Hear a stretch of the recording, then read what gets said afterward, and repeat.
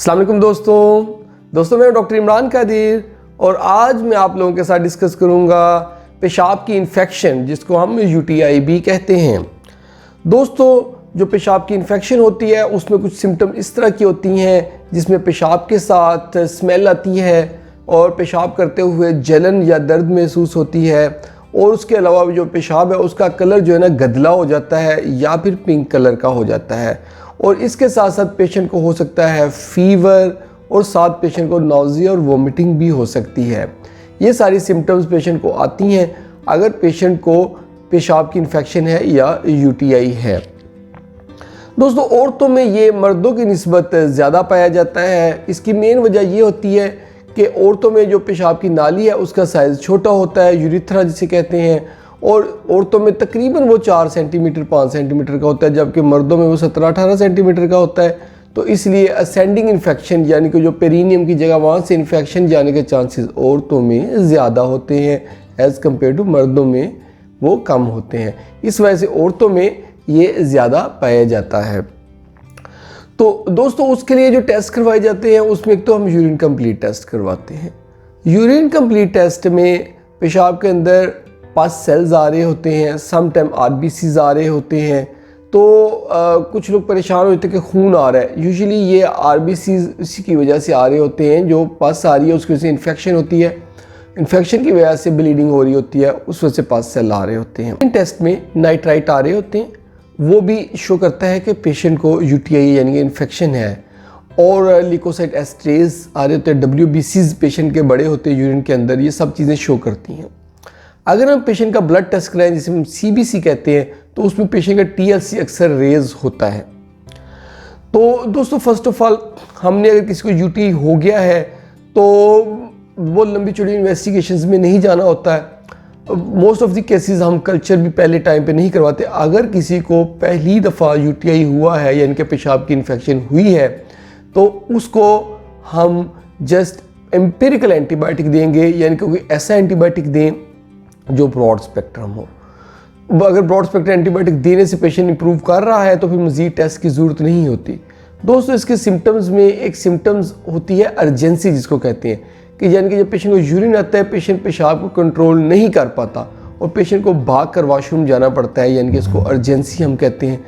तो इस कंडीशन में भी हमने पेशेंट को एंटीबायोटिक देनी है। एंटीबायोटिक के साथ ब्लैडर को रिलैक्स करने के लिए, ब्लैडर की दीवारों को रिलैक्स करने के लिए मेडिसिन देनी है, जिसमें शामिल होती हैं मस्किनिक रिसेप्टर एंटागोनिस्ट ग्रुप। इस ग्रुप के अंदर जो अद्वियात हैं उनके नाम है सोलिफिनासिन, टॉलटेरोडीन, ये सारी शामिल है। और इसके अलावा हम एक नई ड्रग है बीटा-3 एगोनिस्ट जिसमें मीराबिग्रोन शामिल है, वो भी हम दे सकते हैं पेशेंट को अर्जेंसी हो रही है। लेकिन रूट काज पेशेंट की इन्फेक्शन है और उस इन्फेक्शन के लिए हमने पेशेंट को एंटीबायोटिक्स दे दिया और ब्रॉड स्पेक्ट्रम दिया।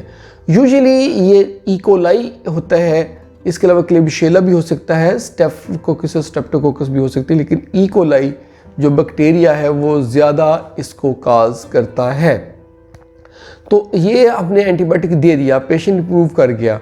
अब आगे फर्दर आगे भी कुछ चीज़ें हैं कि बहुत सारे पेशेंट्स एंटीबायोटिक से इंप्रूव नहीं कर रहे होते, तो उनके लिए हमने आगे फर्दर वर्कअप करना होता है, क्योंकि लाजमी नहीं है कि जो यूटीआई है उससे मसाने की इन्फेक्शन हो सकता है कि वो किडनी में इन्फेक्शन हुई हो जिसे हम पाइलोनेफ्राइटिस कहते हैं और उसके पीछे कोई बैकग्राउंड में कोई वजह हो।